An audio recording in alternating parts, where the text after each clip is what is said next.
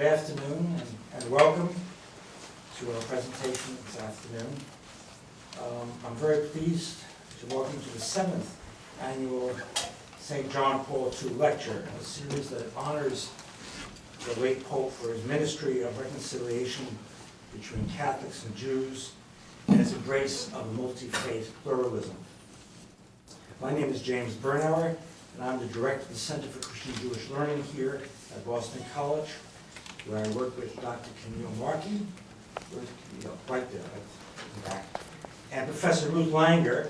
Professor Langer is not able to be here today. She has a conflict. But we work together in continuing the Pope's ministry of reconciliation. We also have each year a Corcoran visiting professor, and this year we're very fortunate to have Professor Katerina von Kellenbach. I always love to say her name. It is a particular pleasure to welcome Professor Alon Confino, who is the Penn Tishkach Chair of Holocaust Studies and Professor of History and Jewish Studies at the University of Massachusetts in Amherst, where he is also the Director of the Institute for Holocaust, Genocide, and Memory Studies. So you have many hats, it seems. It makes more enjoyable your current sabbatical.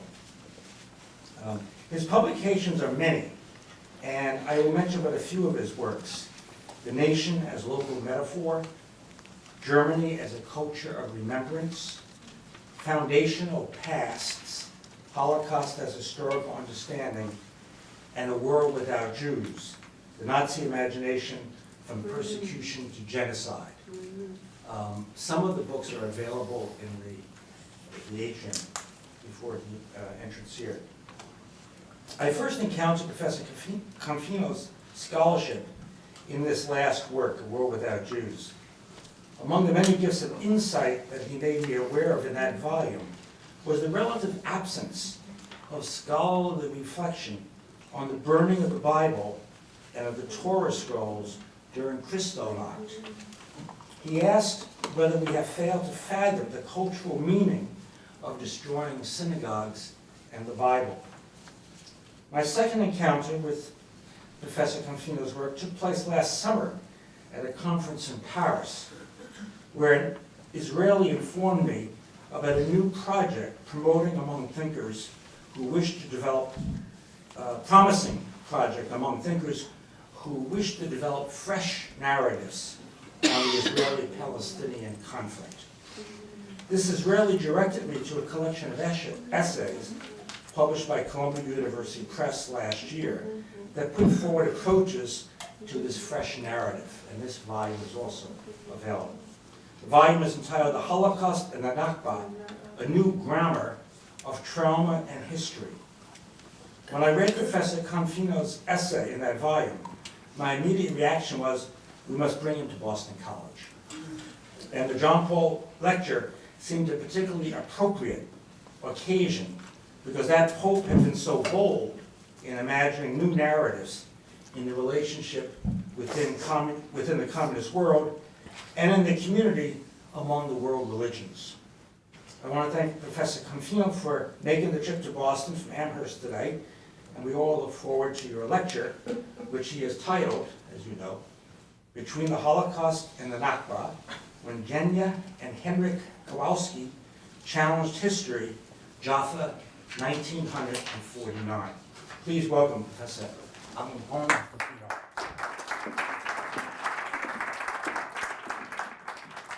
Thank you, Jim, for the kind introduction, and thank you all for coming. Let me start by saying a few words about myself, about my work as a historian, then about the origins of this project about the Holocaust and the Nakba. So I grew up in Jerusalem in the 1960s and 70s. I did my BA in Tel Aviv University, then I went to UC Berkeley to do my PhD. I started, and I am still a historian of Germany. And when I started, I told myself, I was young, let's say younger than now. I wanted to do German history. I didn't want to do Holocaust, and I didn't want to do German-Jewish relations. I thought that the Holocaust is too big a topic, demands experience and wisdom that comes with age, comes with experience. And I wanted to write about Germans. And if one day I will have anything to say about the Holocaust, well, then I will say it.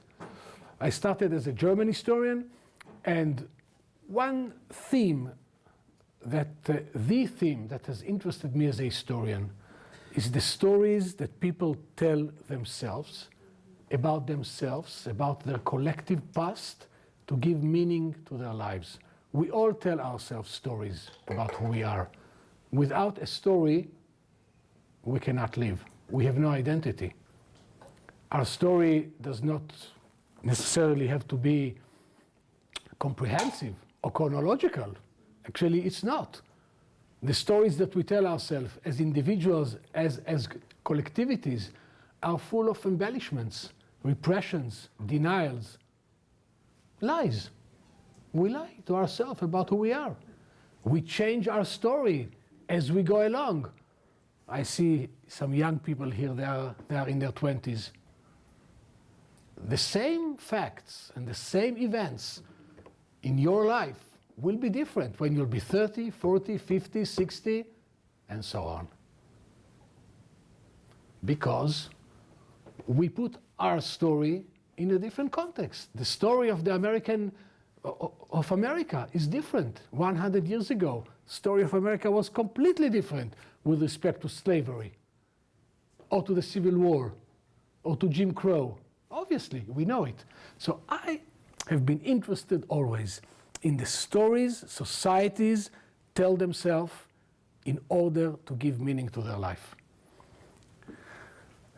This brought me to be interested in the memory of the Holocaust, that is the Holocaust after 1945, historical remembrance, which has been a very big subject in the last generation.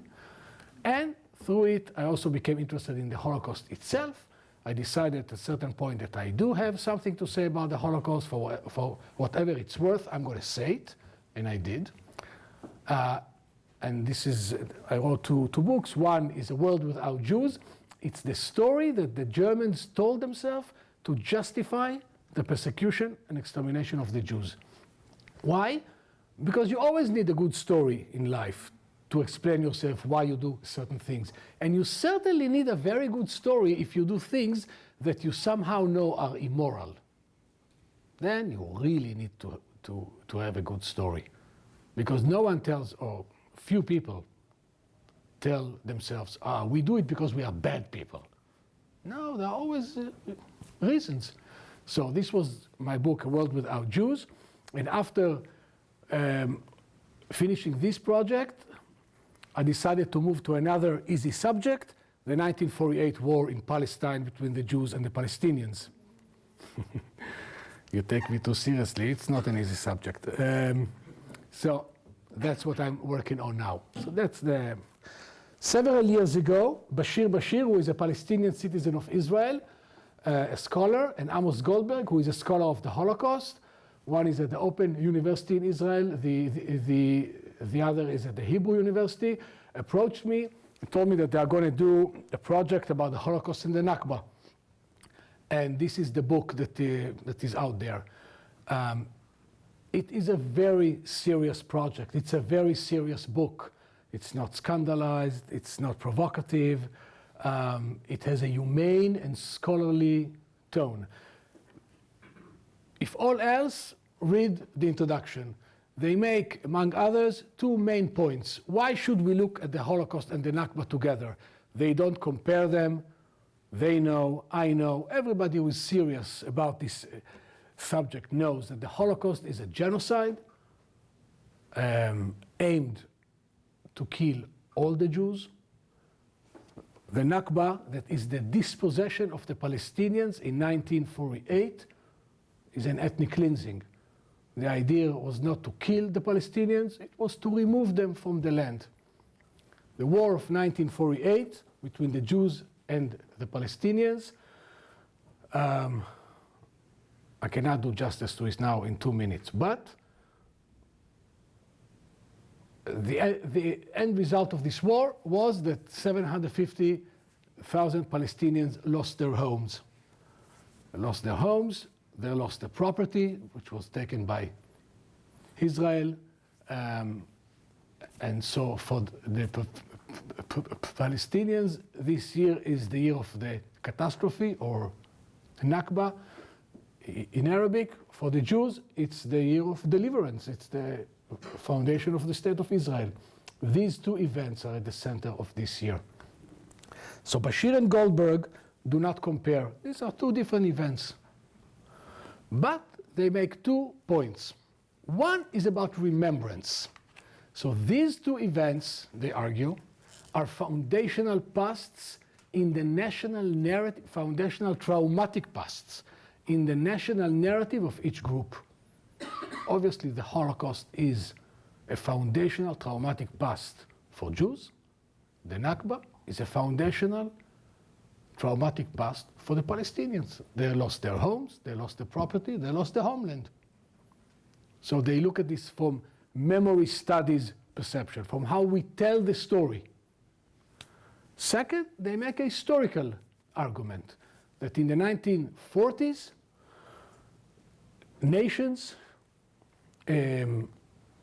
from the Baltic to the north to the eastern Mediterranean were involved in creating homogeneous nation states that involved purging minorities.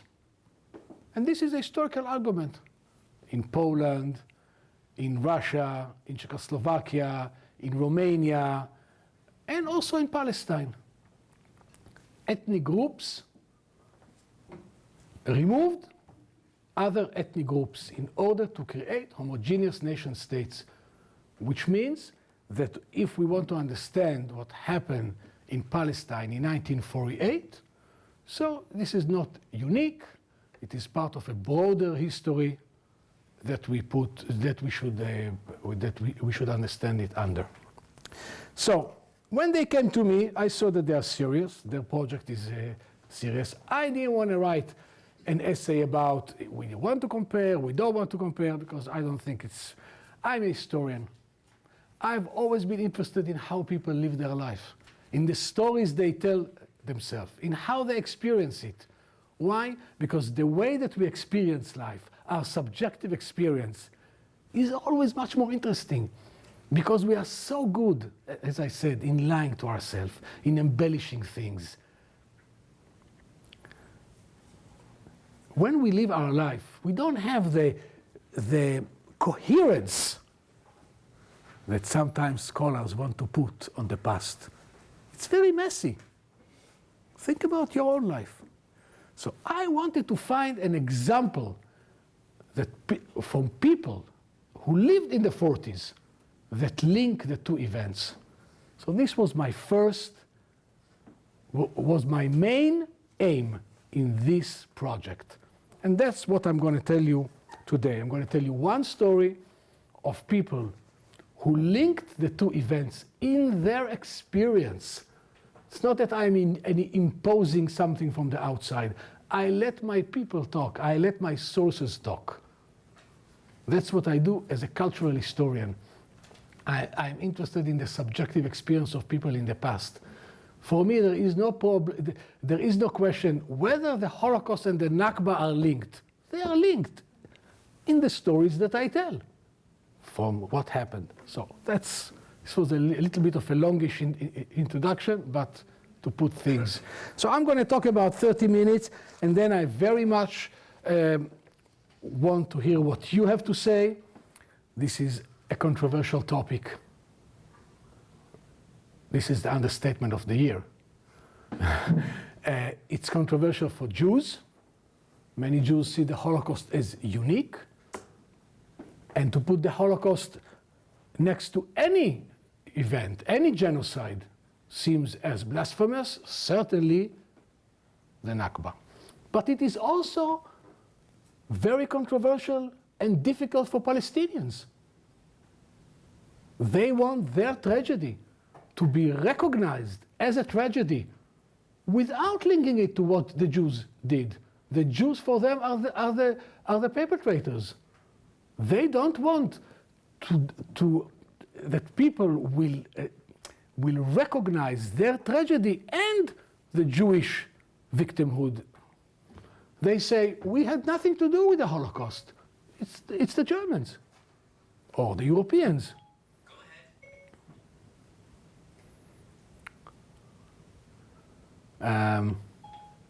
But the Jews have something to do with our tragedy. So I want to say both communities have problems with this idea. So, I never regretted it, told me Genya in our meeting on October 2016. It happened in Jaffa in January 1949. The Jewish agency gave her and her husband Henryk a key of a Palestinian house in Jaffa and told them, this is your house. We arrived to Jaffa, told me Genya. The house was not far from the harbor. It was a house enclosed by a fence. We opened the gate, opened the door, and went in, and we couldn't believe our eyes. We were in shock. The house was beautiful, but we didn't even enter the house because in the yard there was a round table set with plates. And as soon as we saw this, we were frightened. And besides the fear, we could not look. It hurt us. How could people? It reminded us how we had to leave the house and everything behind when the Germans arrived and threw us into the ghetto. And here it was just the same situation, and it was not in us to stay. I did not want to do the same thing that the Germans did. We left and returned the key. Genya Gelbart was born in 1919 in Poland, near Lodz. After the Nazi occupation in September 1939, she survived the Holocaust in the Lodz ghetto. All her family perished. In the summer of 1944, she was sent to Auschwitz in a transport of 500 women. After a week in the camp, the transport was targeted for extermination. You're photographing me? Oh, first you ask, then you photograph. Not first you photograph, then I tell you. Yes, it's okay. While the women were waiting naked to enter the gas chamber, a soldier appeared on a motorcycle with the order to send them to the Krupp munition factory near Berlin. In April 1945, she was among 1,000 Jewish women who arrived to Sweden as part of a deal between Heinrich Himmler, the head of the SS, and the Red Cross. The end of the war found her, of all places, in Norrköping in Sweden. Henryk Kowalski was born in Włocławek in central Poland in 1922. The Nazis entered the city on the eve of Yom Kippur and burned all the synagogues, in some cases with Jews inside. His family was murdered in Chelmno death camp. He survived as slave laborer in a deep coal mine. At the end of the war, he was moved by the Red Cross to Sweden. He weighed 28 kilos. Genya and Henryk met in Norrköping, got married, and immigrated to Israel in January 1949 on a ship called Independence. This is the experience they carried with them as they stepped into the yard with a round table set with plates. Why did you go back and return the key? I asked. Why we didn't get into it? Henryk stated rather than asked. The Germans kicked out into the ghetto, and now they wanted to give us a house of Arabs who left, food on the table. They did to us the same thing. It was something instinctive, said Genya quietly and with conviction. I don't want to live in a house of people who were thrown out. For me, a human being is a human being. Genya and Henryk Kowalski straddled the tension between the cunning of history, which is beyond one's control, and the individual's moral choice. History first made them lose their home and suffer through the Holocaust, and then, in a sort of a bitter joke, gave them the possibility of symbolic and material renewal by living in a home of Palestinians who in turn were forced out of their home. Coming to think of it, history presented them with quite a Faustian bargain. It is unjust not only in the pain it causes, but also in its rewards. The Kowalskis refused the offer made to them, exercising their individual moral choice. By doing so, they were exceptional. Every historical period offers its dissonances. That which actually happened but seems totally incongruent with the conditions of the time, and which, therefore, tests to the limit our narration and interpretation of what happened. Few Jews resisted the Nakba, and fewer still rejected an offer to receive an abandoned Palestinian home. There is no list of righteous among the Jews when it comes to the ethnic cleansing that was the Nakba. But here precisely lies the potential of Kowalski's act, for they made a crack in history's course of events and called into question that which was and is considered normal and normative. The virtue of their act lies precisely in its personal dimension. It is a small act which speaks volume, a private act which signals larger public trends. It did not seek publicity or the imposing gesture of historical meaning. It does not emerge from some general trends in Israel collective remembrance about the Holocaust or from pontificating state commemorations. Indeed, in an intimate way, as I read it, their act spit history in the face. That history that first made them refugees and then offered them compensation by profiteering from the refugeedom of others. So having this story in mind, let me make 3 points. The first is about history and memory. The most radical element in the project of Bashir and Goldberg is the small word "and" that connects the Holocaust and the Nakba. As we call these events today, they were not called as such in the 1940s.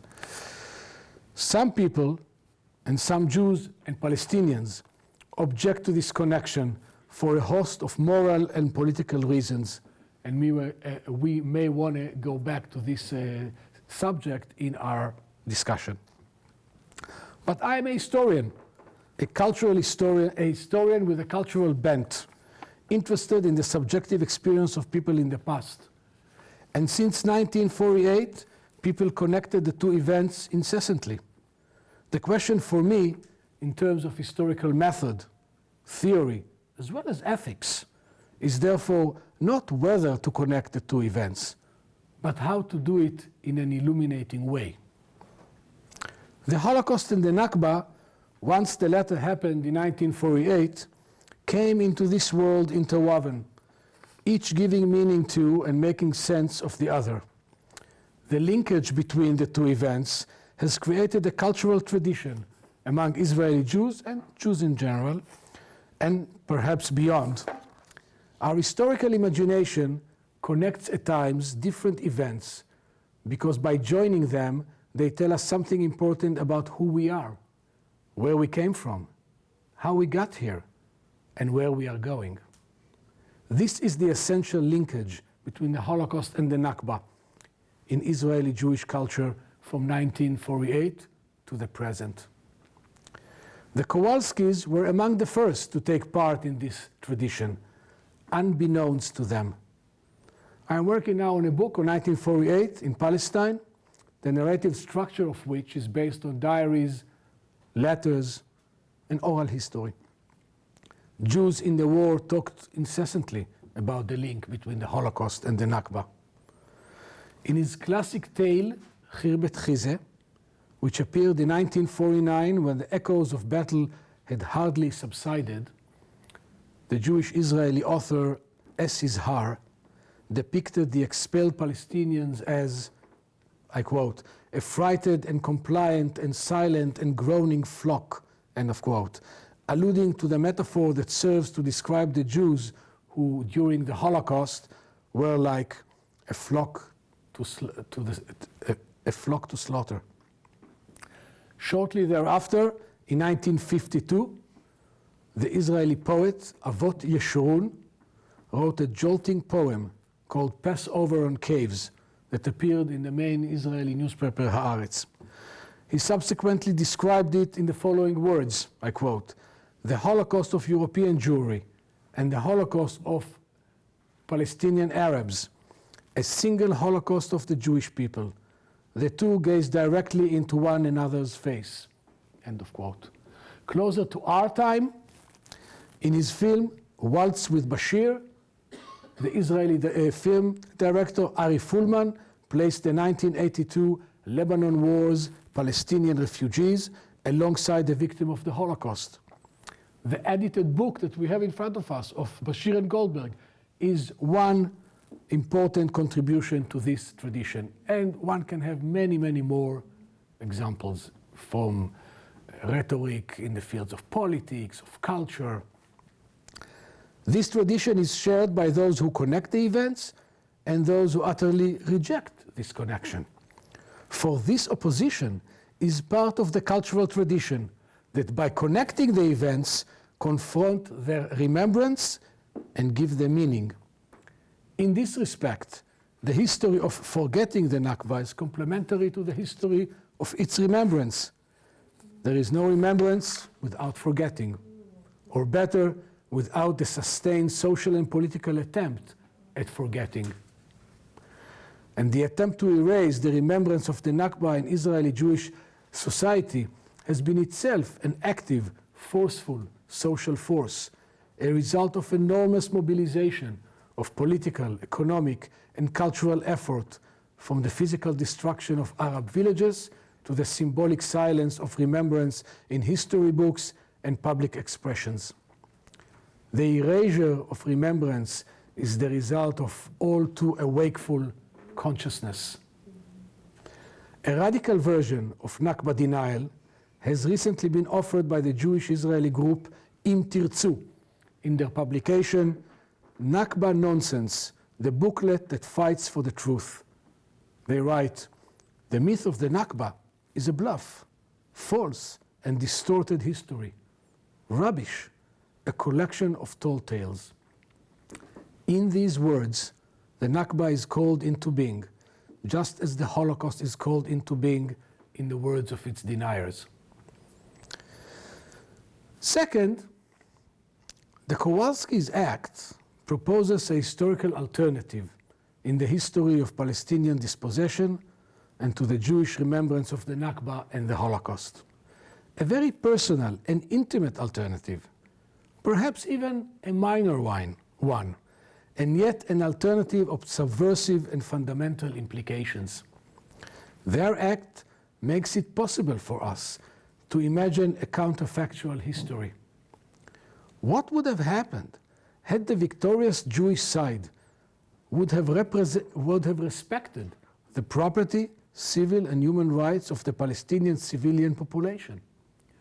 Had Ben-Gurion and the Jewish leadership would have announced to Jews and Arabs in Palestine on November 30th, 1947, once the Jewish celebrations over the United Nations partition resolution had ended, that they would abide by the resolution and treat all Arabs within the borders of the Jewish state as equal citizens whose rights, property, and lives would be protected.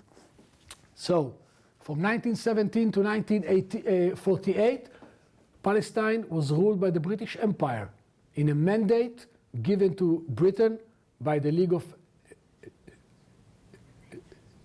nations.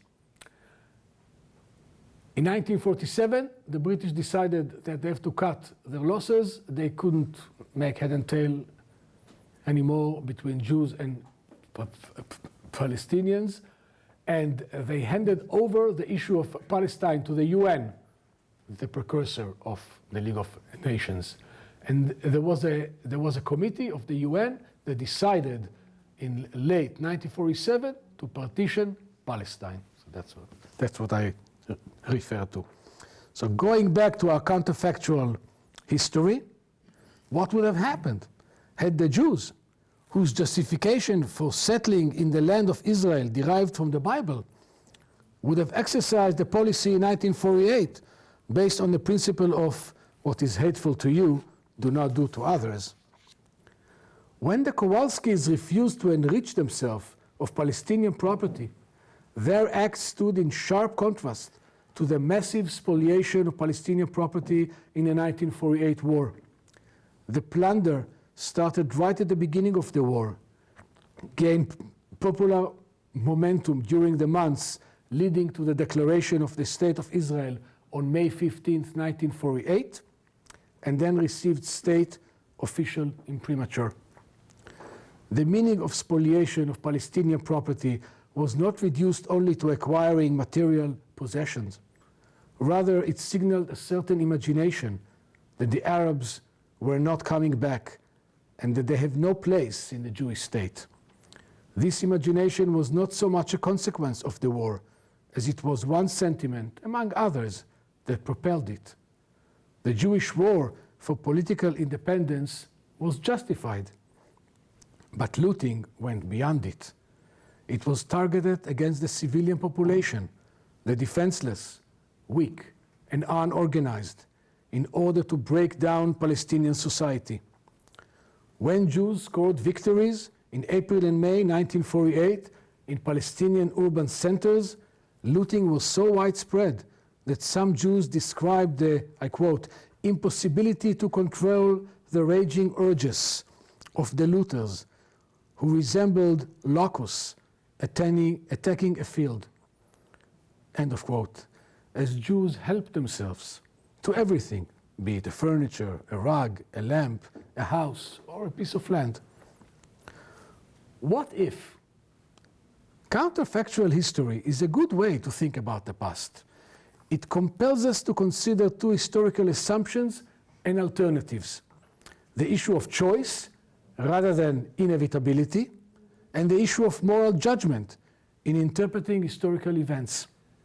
At the heart of such scenarios is a basic human curiosity, speculating about what might have happened in our personal and collective life had we made different choices and if certain events had turned differently. Such scenarios compel us to think critically about the ways we understand the past and the ways we understand ourselves and the way we choose to remember it.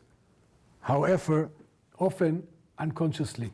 Think about yourself. How often you tell yourself, what would have happened had I did this or that? Turning away from the house in Jaffa, put at the center of our story of 1948 the problem of morality and of individual and official choices made by Jews. The Zionist project compelled Jews to behave in a certain ways in 1948. They did not choose the route of the Kowalskis, but they could. Then and now, Israeli Jews face stark moral, political choices. Thinking with counterfactuals is one way to understand the past and hence to think how to change the present. Israeli Jews can choose these days, making the Kowalskis into unsung heroes of 1948, a source of inspiration for a future of justice and humanity in Jaffa and beyond. Third, I want to make a point about victims made by victims. The Kowalskis achieved a delicate balancing act of remembrances. The ability to remember their own suffering during the Holocaust, while also acknowledging the suffering caused by Jews to others This vision contradicts key norms and values in Israeli Jewish society because it imagines human behavior as commingling virtues and vices as complementary, not contradictory. This is the most difficult remembrance balancing act to achieve in present-day Israeli society, perhaps. For most Jews, commonly use the remembrance of the Holocaust to erase or belittle the remembrance of the Nakba and Jewish responsibility for it. The Kowalski's act poses a challenge to Holocaust history and remembrance because it is a grand act of restrained rejection of the claims made by Jews in the name of the Holocaust to legitimize injustices towards the Palestinians. Theirs is a vision of history and remembrance that rejects a zero-sum game of identities and that acknowledges that the world is not divided neatly between victims and perpetrators, but that at times victims and perpetrators reside in the same person and the same group. This vision resists the condition in which the Holocaust achieves an a priori claim over the Jews, their needs, morality, visions of the past, and political behavior. It resists the claim made in the name of the Holocaust about the singularity of Jewish suffering, the eternity of Jewish victimhood, and the pristine, immaculate birth of the State of Israel. Their act declares, by whispering, not by shouting, of the moral obligation of the victim towards other victims, particularly towards the victims caused by one's own actions, an obligation that the State of Israel denied with respect to the Palestinians since 1948. Such an obligation is deemed in Israeli society as treasonous, if not indeed as Holocaust denial. Acknowledging that Jewish victims during the Holocaust could be perpetrators in 1948 does not diminish the Holocaust, just as Jewish victimhood during the Holocaust does not justify the Nakba. Rather, it makes us more, not less human, fallible and vulnerable as we all are. So I made these 3 points by attempting to show that the Holocaust and the Nakba are linked not by a wish to scandalize or to provoke. It's really, I'm utterly uninterested in this, but in the experience of Jews and Palestinians in the 1940s. So let me raise some further methodological and historiographical points about the topic overall that will also wrap up my talk. First, I think we should broaden the way we conceive of post-1945 Holocaust experience and memory. We know a lot about Holocaust remembrance in Europe, in Israel, in America, among Jews who stayed in Europe, Jews who came to Palestine, Jews who came to America. We also have a broad historiography, broad historical stories about Jews who survived the Holocaust, displaced persons in Europe who became displaced persons in Europe in 1945, 45, 46, 47, the heroic struggle of the illegal Jewish immigration to Palestine from 1945 to May 1948 that is bringing these Holocaust survivors to a home and a homeland, first in Palestine and then in Israel, against the wish of the British Empire, who still ruled. We know all this, and these are all very important stories.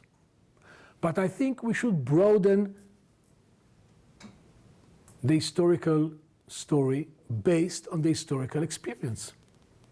That is, if we want to connect what happened to Holocaust survivors during and after the Holocaust, so we also have to tell their stories as it relates to their participation in the 1948 war. And why?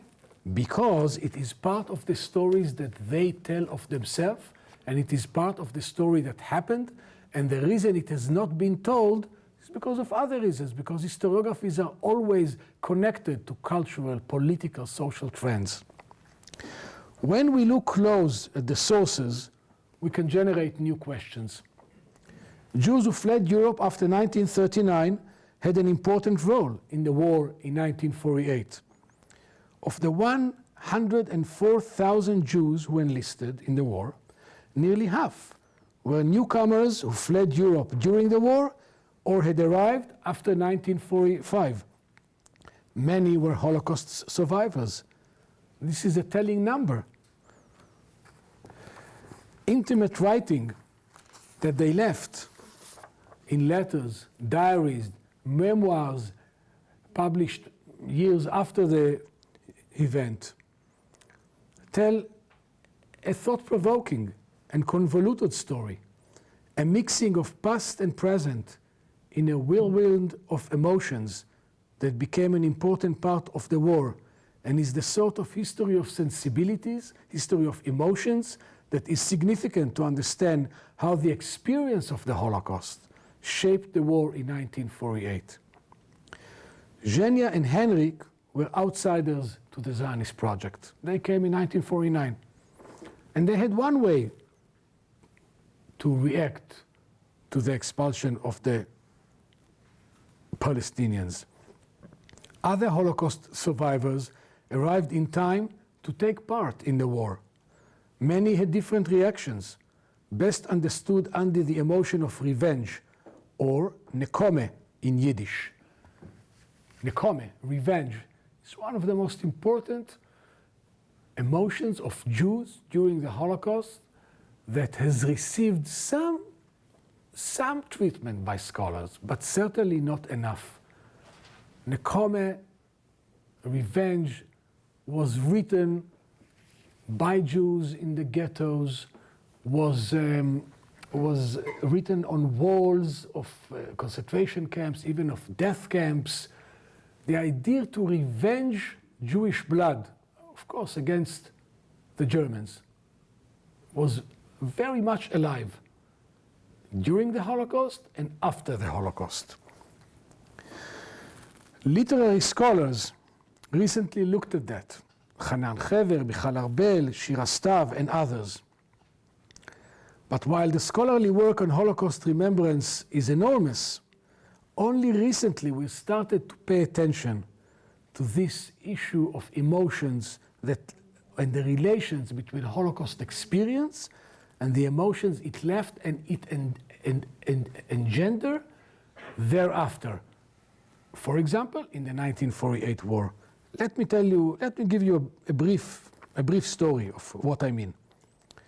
Abba Kovner was 23 years old when the Nazis marched into his hometown, Vilna, in June 1941. He became one of the leaders of the Vilna ghetto's underground resistance. On January 1st, 1942, he and his group published a manifesto entitled "Let us not go like lamb to the slaughter," a sentence that would become forever associated with the Holocaust. And we actually saw it at the beginning of the lecture when I mentioned the classic story of Es Izhar, Khirbet Chize, in which he compares the Palestinians to those who go like lamb to the slaughter. This he did in 1949. The manifesto in the ghetto was path-breaking. It claimed that Hitler plans to exterminate the entire European Jewry, and that the only way to proceed is to resist. Both claims were not at all obvious at the time. Time passed, and later on, Abba Kovner also wrote this: "Better to fall in the trenches of home than to surrender to a murderous invader. With a curse, with a prayer, with love, pull the trigger, slaughter, slaughter, slaughter, and to the invaders there shall be no hope. Yes, We have broken their spirit. We also cracked their bodies, but they still have strength. We are certain that the manure of the invaders' corpses will make our fields bloom. This was all a quote. These lines, replete with images of gore, were written opposing a very different enemy than the Nazis, in a faraway place than Vilna, with different landscape, smells, and lights. They were part of a 31 combat bulletins Kovner crafted in 1948 and 1949 as the education officer of the Givati Brigade of the Israeli armed forces that fought the Egyptian army in the south, in the desert, during the 1948 war in Palestine. Kovner, a poet, a writer, and an influential person in Israel, immigrated to Palestine after surviving the Holocaust. Kovner's bulletins conveyed the idea of purification through battle violence. He imagined the war as a redemptive struggle following the extermination of the Holocaust, whereby the war against the Arabs was projected as an extension of the war of revenge and annihilation against the Nazis, which never happened. For him, the topic that guided the logic that guided the Arabs was the same to that which guided Hitler. Oftentimes, the Arabs are missing from the narrative, while the Germans take center stage through Holocaust recollections, anecdotes, and analogies. When the Arabs are portrayed, they appeared as the enemy, but not as human beings rooted in the land who had lived in Palestine long before Holocaust survivors arrived. Kovner's imagination derived from his experience in the Holocaust, from Israel's fight for independence and national redemption after Auschwitz, and from the Soviet anti-Nazi rhetoric, especially by Ilya Ehrenburg, which was a very important person who shaped Soviet anti-Nazi propaganda in a very violent rhetoric. But we should ask, and I raise this as a working hypothesis, what were the relations between Kovner's imagination and national imaginations available at the period, whereby struggles for self-determination were viewed in historical redemptive terms and caused violence against ethnic minorities all over Europe and also in the Middle East? One aim of this hypothesis is to stress the varieties of Holocaust remembrances dependent on the particular place, time, and context in which they happened. One person remembered the Holocaust in New York City in the late 40s and 50s. Another person remembered it in Europe, maybe staying in the same society that murdered his family. And yet a third one remembered it in Israel, completely different society, a Jewish state where Jews are the majority, where Jews fight for their independence and fight to have demographic majority by all sorts of means. These three Holocaust remembrances share something together, but are very different in their context, in the social and cultural milieu that makes them that makes them. What was the crafting of Holocaust remembrance under the specific circumstances of Jews fighting for state sovereignty? How much they shared with a Holocaust survivor who went to live in New York City, or with a survivor who stayed in Europe and lived amongst his or her perpetrators? We may want to ask, what were the relations between Kovner's imagination on the one hand, and on the other hand, that of a survivor in these places, in Europe or New York? What were the relations between Kovner's imagination and the imagination of nationalists in Eastern Europe after 1945 in the crucible of wars of ethno-national homogenization, and ethnic cleansing happened in Eastern Europe all over the map. It was not something particular.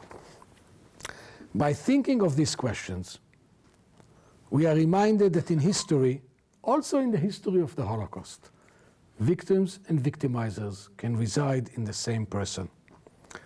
It reminds us why history is the most radical of all disciplines.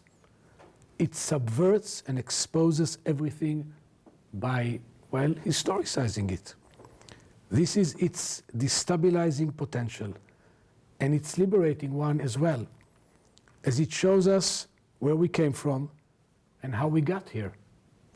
And this is one way to be able to appreciate the humanity of others as much as we want others to appreciate our own humanity. So let me finish with a few lines, and let me finish with Genya and Henryk. There is more to their act, I think, because on some fundamental level, it is precisely an invitation to enter the house in Jaffa, to find out on the family who lived there, on the children that ran around playing in the yard, to tell the story of the victims of the 1948 war, of life interrupted, just as we want to tell the story of Holocaust victims, of Genya and Henryk, and their sufferings. Genya and Henryk did not recall, after so many years, where this house exactly was. But I, as a historian, reconstructing the past, can enter the house in Jaffa, and then a house of every victim of mass violence, and tell each story alongside the story of Genya and Henryk, giving voice to those who left in a hurry with their plates on the table. And this, perhaps, is the legacy of Genya's words, "I never regretted it." Thank you.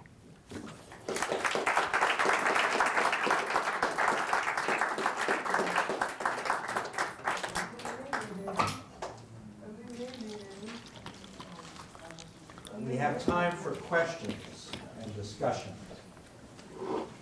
Your man back here. You mentioned much about what went on after 1918 and 1945, and we all know the Sudeten Germans were thrown out of their house on 15 minutes' notice. Poland got rid of the Belarus, the Ukrainians, and anybody who wasn't a Polish Catholic they didn't want. And you can see the problems in today's news about Poland's issues recently with Germany and Russia. So you mentioned that that was what was going on in the world, and what happened in Palestine wasn't too far away from it, but you don't hear much about all those other particular instances in Germany and Czechoslovakia and Poland, as much as you hear about the Palestinians or the Arabs who were in Palestine.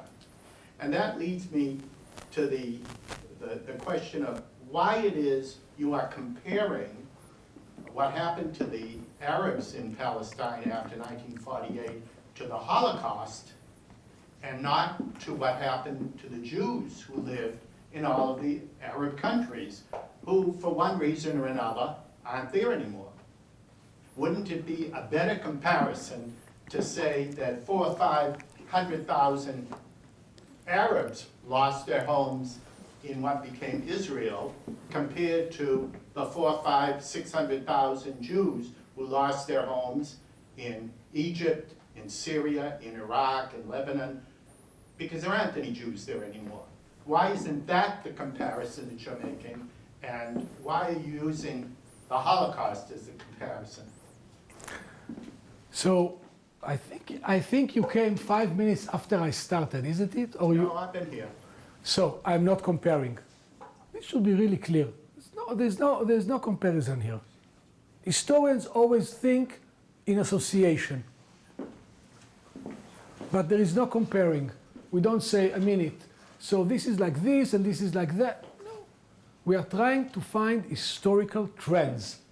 So let's take the word comparison out, because I didn't do comparative history. I didn't take the event and said what their difference, what their, no. So this is first. Second, as I said, I'm a cultural historian. I'm interested in what people in the period said. Jews were thrown out of Arab countries in the 50s. We can look at the 50s. Say, did Jews compare what happened to the Jews from Arab countries to the Holocaust or to the Nakba? There were some comparison. But this does not invalidate that in 1948, before the Jews were thrown out of the Arab countries, Jews compared what happened, their deliverance, and their expulsion of the Palestinians to the Holocaust.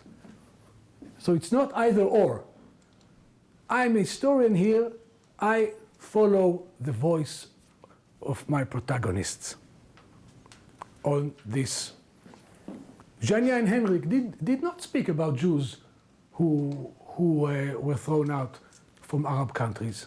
They spoke about this. Es Izhar, Avot Yeshurun, and many others. So this is one thing. And the most important. After 1945, there were a whole list of events that we call ethnic cleansing, about the making of homogeneous nation states in Europe and in the Eastern Mediterranean. They share a certain historical characteristics. The Zionists who were in Palestine came from Eastern Europe. Their ideas of nationhood, nation states, ethnic homogeneity came from Russia, from Poland, from Romania, and they refer to them as such.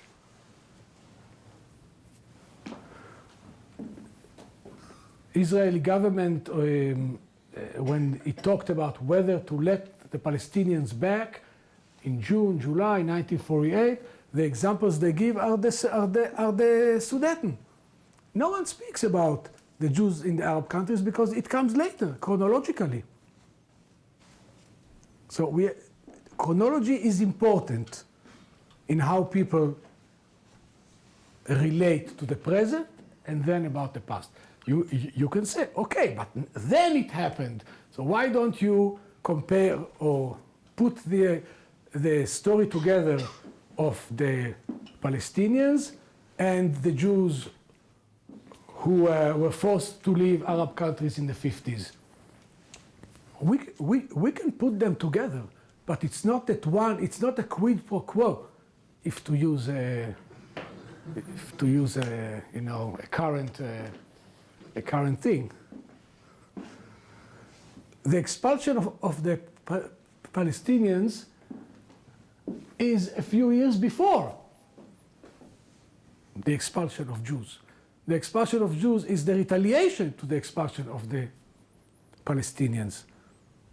So it seems to me wrong on historical grounds, on methodological grounds, and yeah, that's the reason. I think Camille is... Sorry, I actually... We have... Yes, we have... Please. Professor, thank you very much. I come from Rwanda, and we have had a genocide. Mine is a comment. Listening to you, you are a historian, I am a theologian. Definitely your methodology is way beyond what I would know. But underneath the presentation, even when we think of collective memory, and in places where there have been a lot of suffering, how do we avoid a certain moral equivalence? And I'm speaking here generally, whereby we don't and I'm running away from the word comparison because we have had this in Rwanda. So there was a genocide, so many people, Tutsis died. But at the same time, there were also people who died in Congo following the genocide. So whenever the word genocide against the Tutsi comes, those who want to minimize it immediately bring up Congo. So so in collective memory studies, how do you give each their due without running into moral difference? That's my question. I think it's a very good question. It's a question that maybe theologians are better in answering, but I'll give it a try. I think also historians, I think writers, I think we should not compare. I think we should let each experience speak for itself. The suffering of Genya and Henryk is real, whatever happened in 1949 in Palestine or in 1948. The suffering of Abba Kovner in the Vilna ghetto is real, and nothing can diminish this suffering, I think. Not even his writings in 1948, because when he suffered in the ghetto, he certainly did not know what he would do, and certainly he was innocent. He suffered only because he was a Jew. This is not a crime.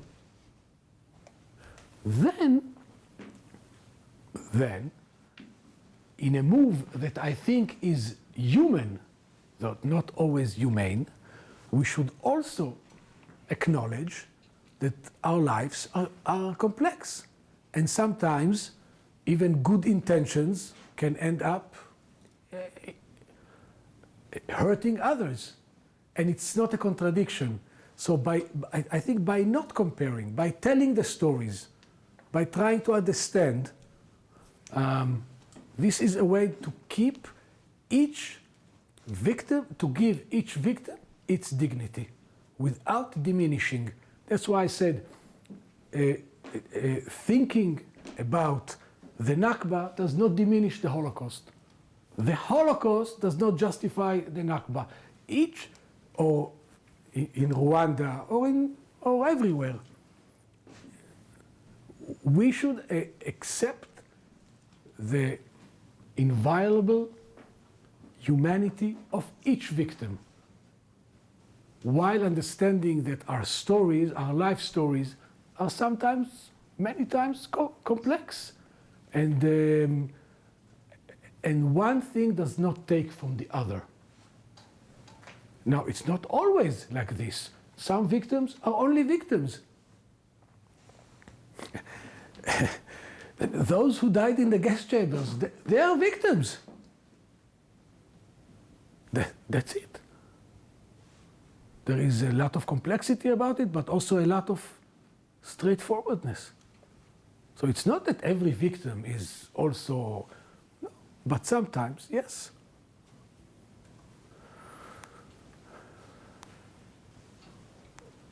I'm sorry, I've been trying to ask a question, and you Well, others have- noticing me, Professor Bernauer. And I have my hand Others up have from the very also. beginning. You're not the only one. I know I'm not, but I actually. There are raised my hand others. first, and The you're Harvard ignoring me. person.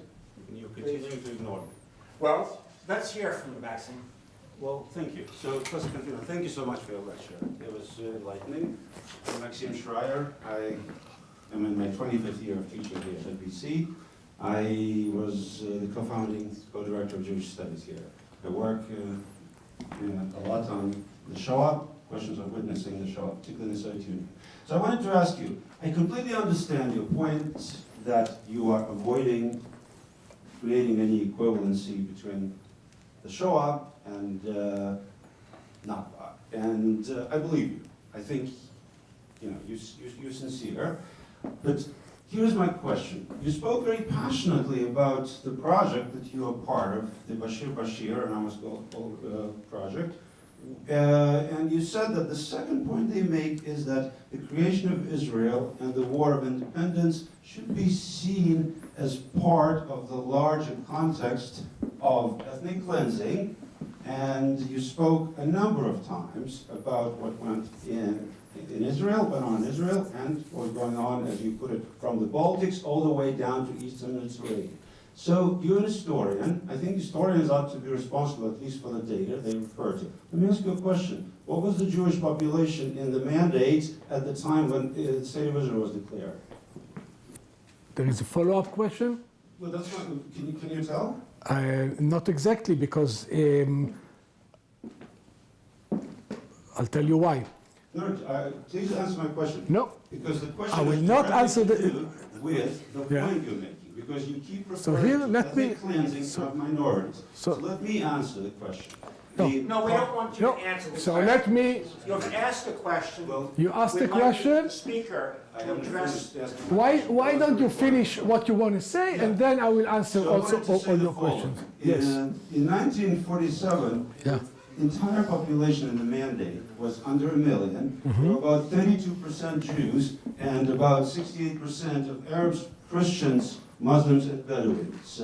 I just wonder how you want us to believe that the story you're telling is one of cleansing of minorities. Yeah, That's sounds good. fundamentally what I'm very concerned with. Thank It's you. a very good question, and it's a very interesting question. So it's about numbers. In 1917, there are about 92% Palestinians and 8% Jews in Palestine. In 1929, it was about 17% Jews, and I'm not good in math, but I think it's 83. 83. 1930s, huge jump. Why? Why? Why is there a huge jump? Why a lot of Jews come to Palestine? Who is coming to power in Germany? Hitler. Of course, there are a lot of German Jews and Polish Jews. So in the late 30s, there are 32% Jews in Palestine. Jumps. And 1947 remains more or less the same, 33, 32. Here, there is a very good question here. Well, that's a minority and this is a majority. One question that we can ask, how did all these Jews come into Palestine? If there were 92% Palestinians in 1917, how did all these Jews arrive? What, they sneaked in the border? No. Did the Palestinians want them? No. The Zionist movement and the British Empire had mutual interests through the Balfour Declaration, the Mandate Treaty, and it's Britain who allowed the Zionists, including my grandparents. So it's not a grandparents who were Zionists, Italian Zionists, who really believed, who left Rome for a leaking tent in a kibbutz. They were Zionists. But the Zionists arrived, not because the Palestinians admitted them, but because the British Empire, who ruled Palestine, allowed them to come. By the end of the 30s, we have a 30% of the population Zionist, Jewish. They are educated, 98% know how to read and write. They are self-selected, like my grandparents. They have an ideology. They have a political representation that is recognized by the League of Nations and by the British through the Mandate Treaty. They have trade unions, they have healthcare, they have their own system of education, and they have an army. Illegal, but the British knows about it, and there is an army, the Haganah. They are much stronger than the majority, who is 70% illiterate, who does not have political representation because the Mandate Treaty does not allow it, because the Balfour Declaration is part of the treaty. They depend as colonial subjects on the education and all this, on the British. So the minority and majority is a very different question. From the 1930s, the Jews, Ben Gurion and others, speak about solving the Arab problem.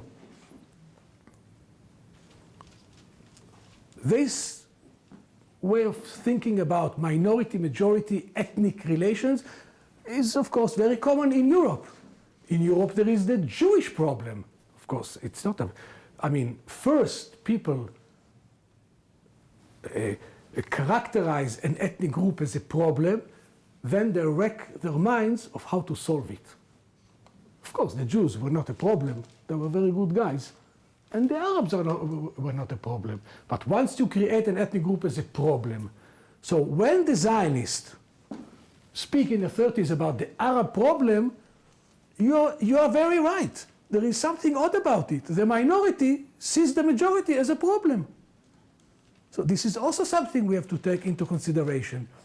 So the history of Jews and Arabs in the Mandate is not about who were the few and who were the many, but about social, political context, and about who speaks about whom how. So you are right. In Eastern Europe, it's the majorities that eliminate the minorities, including eliminating the Jews. In Palestine, it's a bit different. It's a settler society that is very strong, very developed, much more than the natives, and it creates the native as a problem. And it's a term that is taken from Europe because Zionists are Europeans. I mean, they are Jews, they are Zionists, but they came from Europe. They didn't come from the moon. So this is the answer to your very good question that was asked in a different tone, but I respect it, and I'm happy that you asked it, so it gave me an opportunity to explain. Harvard, Prof. Yes, you made very clear at the beginning of your talk that you would no wish to draw comparisons, but I'd like to point out that just choosing any particular set of two dates by its nature is going to cause a comparison, whether it's the dates, the populations at any given point. You could go back to the 1880s when the first Aliyot started. You could go back to the 1600s and earlier when the Arab expansionist movement was underway. I'd also like to say that most visibly the Grand Mufti, but the Arab countries in the area that were not part of the mandate were pretty clearly aligned, okay, with the Axis powers and Germans. And when you characterize the Jews of the Arab countries merely as being thrown out while the Palestinians were ethnically cleansed, you may want to create a comparison, but I would suggest very strongly that your choice of vocabulary does that for you.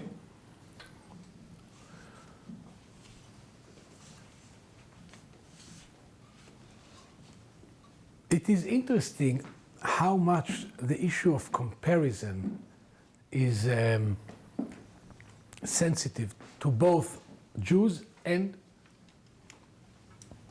Palestinians. This evening, we have only Jews who say, who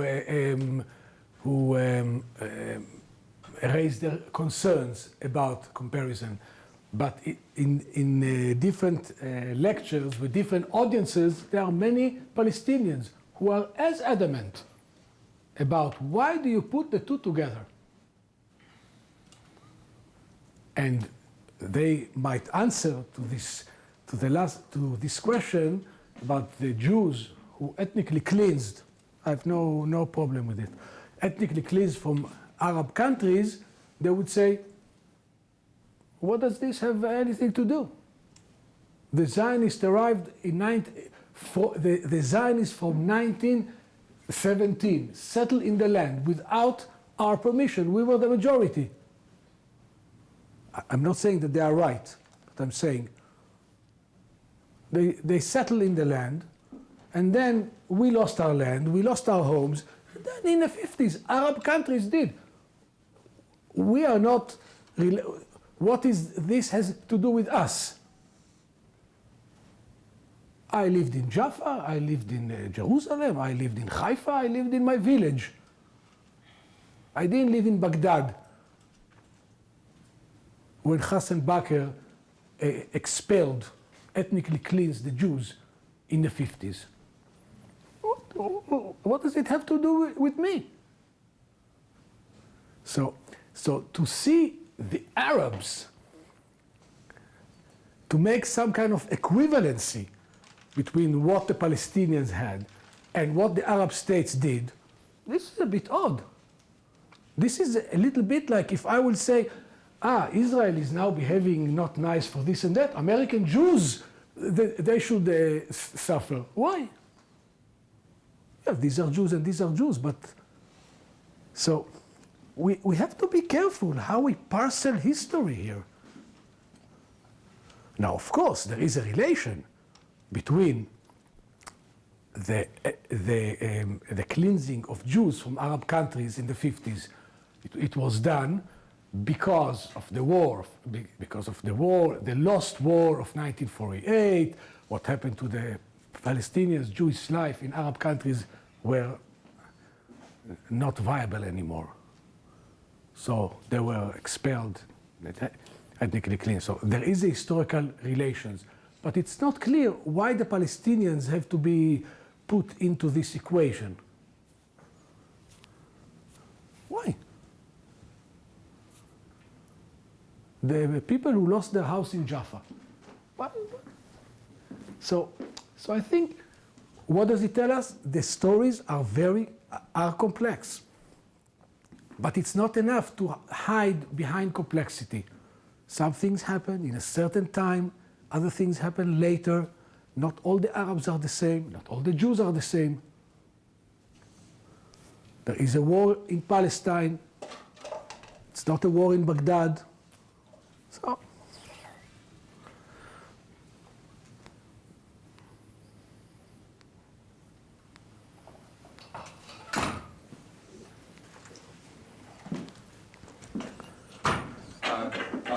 thank you for coming in and talking about this. Thank you for coming in and talking about this very heated matter.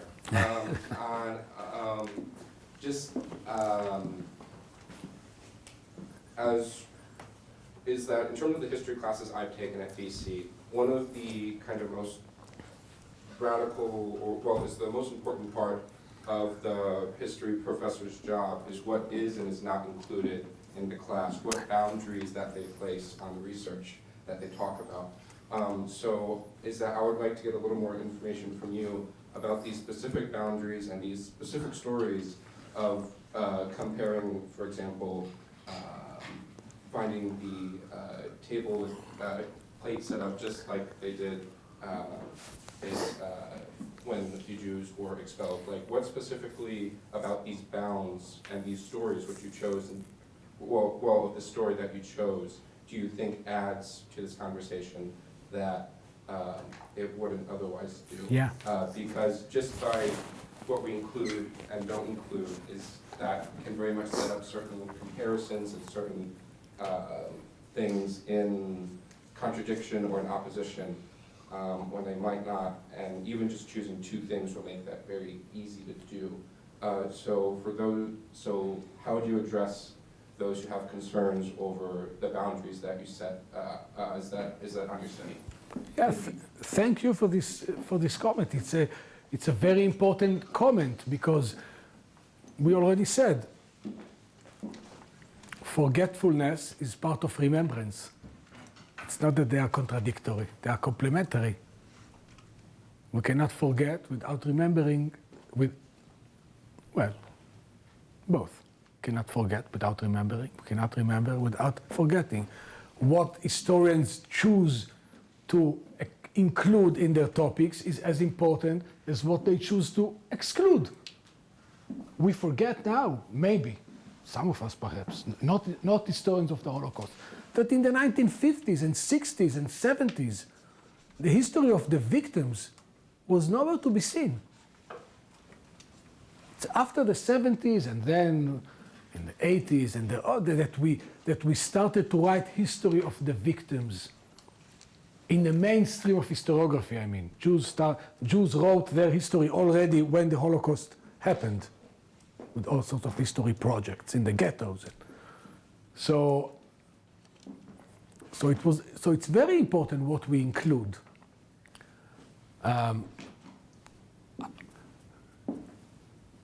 Where in my work as historian, I always think of two things which are complementary. Historians don't have an Archimedean point from which to understand the world from the outside. We are always inside. We are inside our culture. We are inside its prejudices, its values, its shortcomings.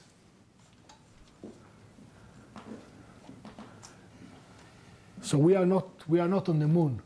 We are part of the culture while trying to understand it and to criticize it, on the one hand. On the other hand, historians' work is based on evidence and sources. We don't just tell stories. We tell stories based on evidence and verifiable sources. All history that is worth its salt is aimed to tell truthful accounts of the past. Truthful. It's not it's not truth with a capital T. It's not the whole truth. It's not only the truth, because other historians will come and will tell a different story because of various things. But historians try to tell truthful accounts. So when you teach a topic like this, you have to have various sources, various approaches, various interpretations. You have to have Anita Shapira, and you have to have, I don't know, Rashid Khalidi. You have to have Moti Golani, and you have to have, I don't know who.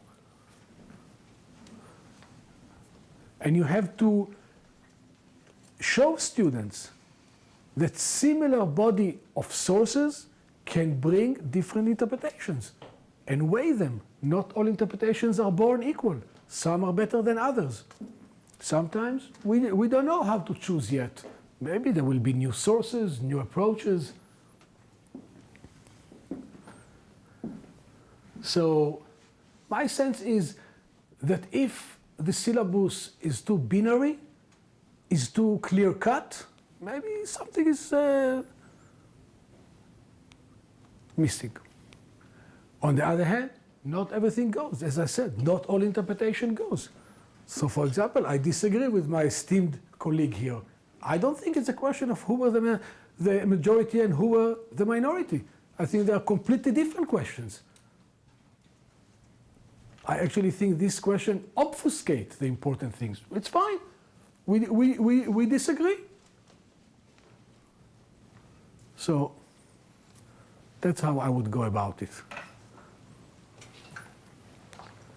I'm going to take the privilege of asking the last question. We come away with great respect for the historical vocation after listening to you. But what I'd like to ask you about is the general aspiration of the project that's contained in the volume, The Holocaust and Nakba. Because they're not all historians. Right. What is the hope for that project? If you could say a little on that. Yes, absolutely. So there is a hope.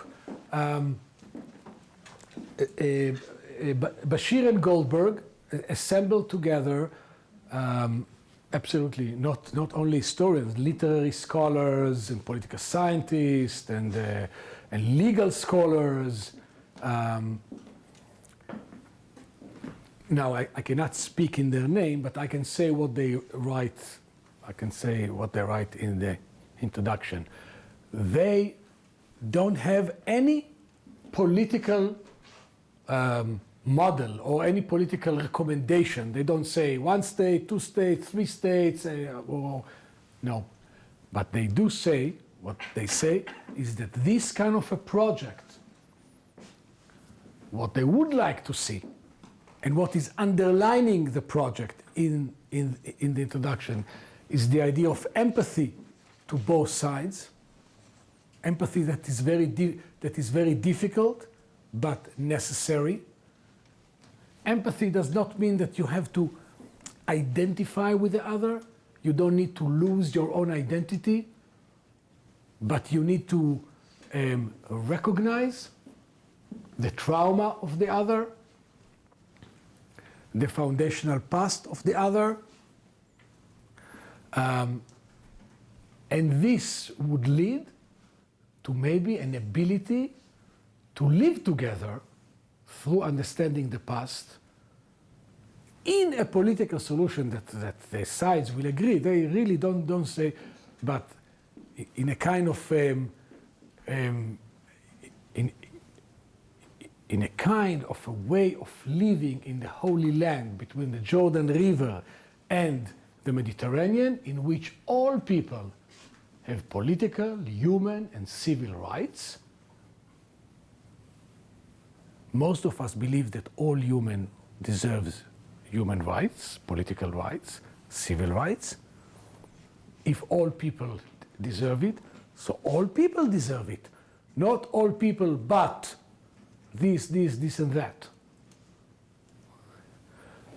So this project, by putting together the traumas and the difficulties, precisely because it is so difficult, they hope would bring a better understanding. Now, they are not naive. They don't think that tomorrow 1 million Jews and Palestinians will read the book and will say, okay, guys, let's have lunch. No. But I think it is a very important intervention because it causes a lot of questions. I welcome all the questions here that were, that were critical. I welcome them. That's the only way that we can start to think about these issues, by discussing them. Of course, there are problems here. Well, there are problems in America. The only way that we can resolve it is by discussing them, not by thinking that the others are idiots. In every group, there are idiots, but then there are many other people who are serious and who have reasons why they believe in what they believe. So, in Israel, this book in a different version, it was first published in Israel in Hebrew. I did not participate in this. And it caused a very big discussion. And a lot of the comments that were made here, and many other comments, were a lot of critique, and vehement critique even, about the book. Okay. But as I say, Palestinians are as critical. Once you understand why Palestinians are as critical, you also start to understand their point of view. Why am I saying it? Because most people understand why the Jews are critical, but they don't think that the Palestinians are as critical. So I think this is a kind of a difficult conversation. We can think about, let's say, I'm not comparing, the United States in the 50s or the 60s, civil rights movement, rights for blacks, the historiography of the South. There were a lot of this kind of conversations. I want to thank you very much for your very stimulating talk.